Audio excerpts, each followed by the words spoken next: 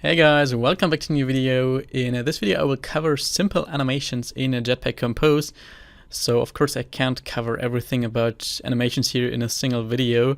That is way too complex, but there are actually some simple ones, and these I will show you here in this video. Let's dive right into it. I want to create a box here, and I just want to animate the size of the box.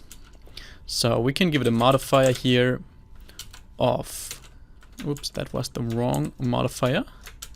Let's import the compose modifier and let's give it a size of, let's say 200 dp, import dp, and let's give it a background color of color.red. And let's also set the content alignment to center, because I want to have a button inside of that box, and when we click on that button I actually want to increase the size bit by bit and animate this change basically. So if we increase the size to, let's say, 250 dp, then it shouldn't directly jump to 250 dp, instead it should smoothly animate towards it. And for that I will use that button, so whenever we click on that it will add some amount of dp to that box's size. So we can use a text here in that button, import that, oops, and give it a text of increase size. And I hope you are already familiar with state in Compose, because this animation will work with such state, because there are a lot of functions that are called Animate as state, which we will use here and which will make our animation very easy. So on the one hand, we will have our state that just represents the current size of our box. So we can give that a name of size state, and we say by remember and import remember. And in here we write mutable state of, and we need to specify the initial value for that state, which is, well, 200 dp. And then, because it always doesn't really import that properly, we need to go to imports and replace this remember with an asterisk, and then the error is gone. So now we can take that size state and assign it for the size modifier of our box. So that will now assign 200 dp, the initial value, to the size of our box. And if we now go inside of our own click function here and increase our size state value by 50 dp on each button click, then this will work without animation. So if we launch the app and take a look in our emulator here, you can see there's our red box, and when we click on that button it will directly increase the size without any animation. But let's actually change that. So what we need here is now another state that basically interpolates this size state value, this old size state value, and the new size state value. So when we increase that size state here by 50 dp, this new state should interpolate between 200 dp and 50 dp on first click. I know that sounds super complex now, but it's actually not that hard. Let's create a size variable here and say by animate dp as state. And you can see we have a bunch of functions like that. Like we can animate an integer, float, a color, and so much more, but we have a state of dp here, so we choose animate dp as state. And here we need to pass a target value. And this is the value this function will interpolate to. So what we can choose here is we can simply use our size state. So that means we always want to animate towards our size state. So initially it's set to 200 dp, and when we increase it, this function will recognize that, and it will smoothly increase that size state until it reaches those 250 dp. So let's actually take that size here and assign it to our size modifier. So it actually takes the animated value and not the size state value. And now launch our app. And when we now click on increase size, you can see it basically increases the size smoothly. And that is called an animation. And now you might wonder how we can actually change some config about that animation, so the duration, the delay, the curve. And we can do that with a second parameter of that animate as state function, which is called an animation spec. So you will see these animation specs all the time in Jetpack Compose when dealing with animations. So what that actually does is, with that we can just specify some details about our animation. So we have actually multiple values we can choose here for that animation spec. I will start with the most simple one, which is called a tween, which will just apply a simple animation curve to our animation, and we can specify the duration and also the delay here. So let's specify the duration millis. Let's say our animation should last 3 seconds, which is very long. That's just for demonstration here. We can delay it for, let's say, 300 milliseconds. And that is called, how is it called? Delay millis, yes. And we can also change the curve, so the easing, how fast that animation plays at which specific time. For that we can also specify one value of some options we have here. If we just type easing, we have linear out, slow in, linear easing, fast out, linear in easing, and fast out, slow in easing. Or you can simply construct your very own easing function. I will just use, doesn't matter here, the default one. And then if we relaunch the app, take a look here. Now if we click that button, then you can see our animation will last 3 seconds. And also it starts after a little delay of 300 milliseconds.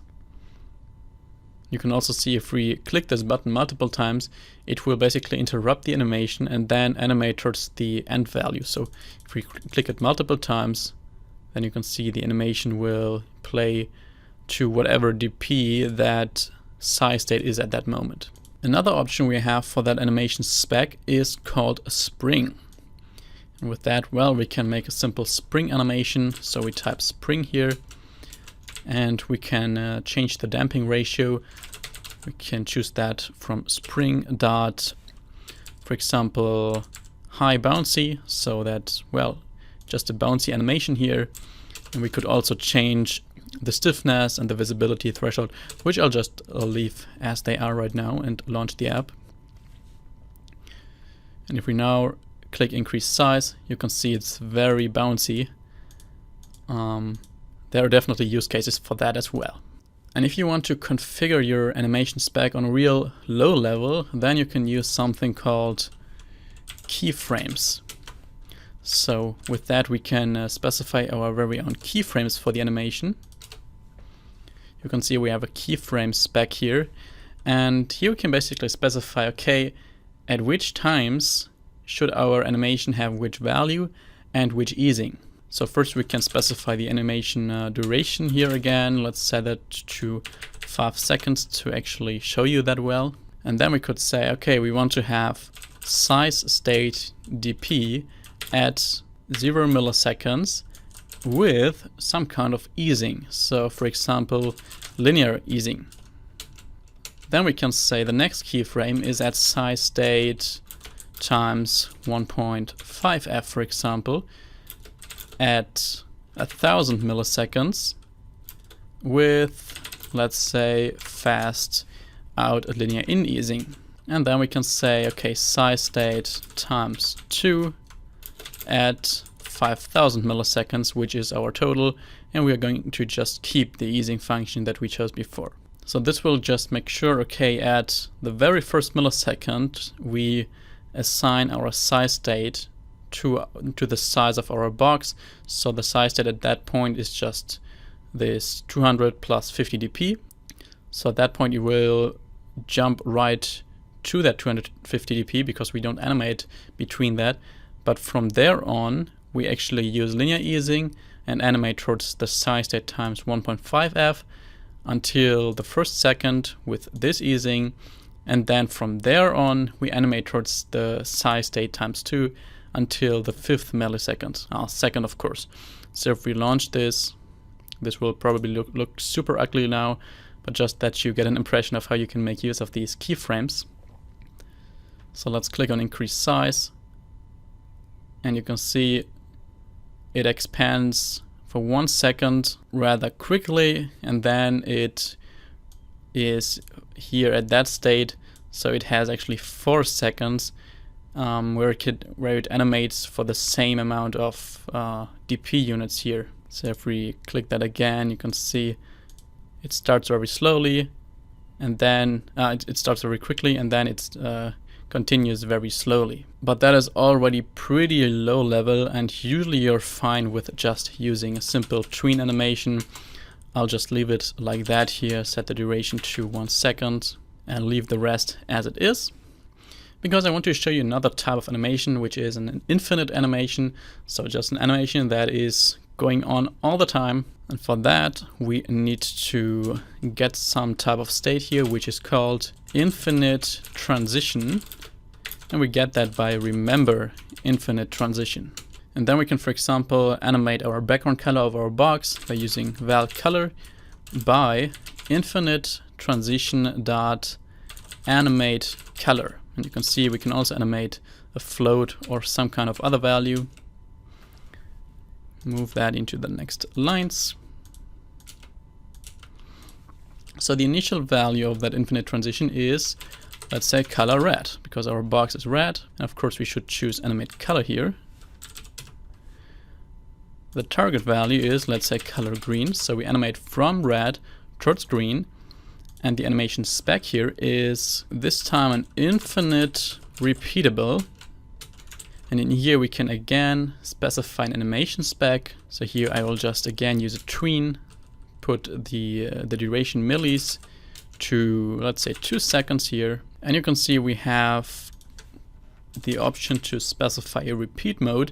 So because that is an infinite animation, of course, we need to specify how should this animation behave after it basically animated once from red to green. So we have the option to start over from red, so then there would be just a jump from green to red in that animation, or we could simply reverse it, so it goes from red to green, and then from green to red, from red to green, and so on. So that's what I will choose here, because that keeps the animation smooth. So we set the repeat mode to repeat mode dot reverse. And then we can assign that color to our background from our box and launch the app. And you can see now our color is animating from red to green, from green to red, and so on. And our box animation is still working, of course. So that way you can just very easily make infinite animations here in Jetpack Compose. That is also cool. For example, if you want to make a custom progress loading bar with your own image that is just rotating all the time, or whatever you like, just be creative with that and you will have a lot of fun. So I hope this video gave you a good impression of simple animations in Jetpack Compose. If so, please let me know that below and leave a like. If not, then please let me know that as well, so I can actually improve my way of explaining and serve you with better content in future. And if you are looking for more advanced Android courses, then check out my website in this video's description. There you will find paid premium courses, which will bring your Android skills to the next level. And these are also a great way to support me in my work, so I can keep doing all this. I wish you an awesome day. See you in the next video. Bye bye.